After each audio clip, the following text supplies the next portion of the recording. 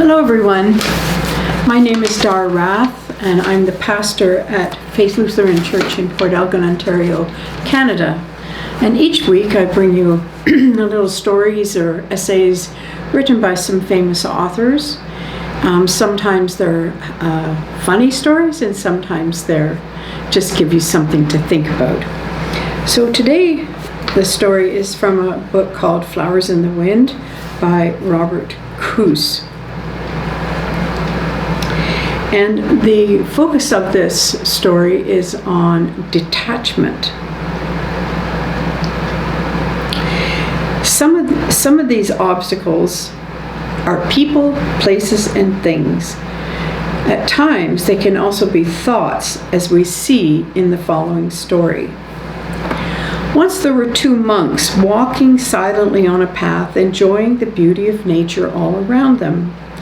When they got to a river, they met a beautiful woman who appeared to be in great distress. She told them that despite many attempts, she had been unable to cross the swiftly flowing river by herself. The stronger of the two monks told her not to worry. He then picked her up in his arms and carried her across the river and put her down gently on the opposite shore. He accepted her thanks, and she continued her journey in one direction, while the two monks continued their journey in another direction. The two monks walked on in silence for a couple of hours. Suddenly, the monk who had not carried the woman began to berate his fellow monk. He said, "You know we are celibates, and we have taken a sacred vow never to entertain impure thoughts about a woman. Yet you knowingly held a beautiful woman in your arms close to you, holding her as though your two bodies were one as you slowly crossed the river. It's a shocking violation of our vows of chastity." Well, the monk who had carried the woman listened carefully to the criticism and examined his own actions. "Well, you're right," he responded. "We did take vows, and I did pick up the woman in my arms, and I did carry her across the river. But I did do it with pure intentions. However, I set her down on the shore. However, you, my dear brother, are still carrying her in your head." This is a wonderful story because it illustrates that we can allow even thoughts to serve as obstacles. Rob Coos writes on, "For example, some people are so attracted to people that they cannot live out their adult vacations. I knew a young man once who believed he had a vocation to be a minister. He loved to talk about how wonderful that life would be, but he had one big argument against actually leaving his home and entering any religious community. He had to care for his parents.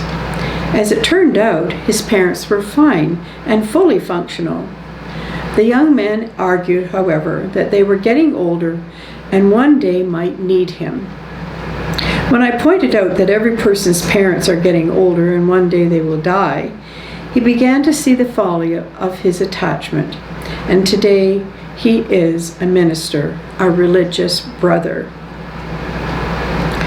Robert Coos says, "Because I have spent so much of my life in university towns, I have seen many people fall so much in love with such towns and never leave. Often in university towns you find people with master's degrees driving taxi cabs or working in retail stores instead of moving on to work in the fields for which they were prepared, but which are located in distant cities. Some people are so attached to their immovable possessions that they cannot part with them. I believe homes are wonderful, but only if that is where you are flourishing and joyful. If you are stuck in a place because you simply can't afford to move, that certainly is problematic."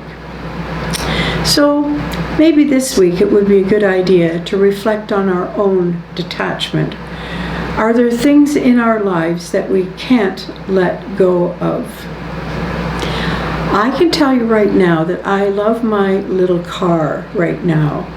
I just absolutely love driving it. I'm very attached to it. So if for any reason I had to sell it, I think it would really, really bother me a lot. I'm sure most of you have things like that you are very attached to. And they're just things. But for us, they're important things, right? So, something to think about this week. And blessings on your day. And thanks so much for taking 5.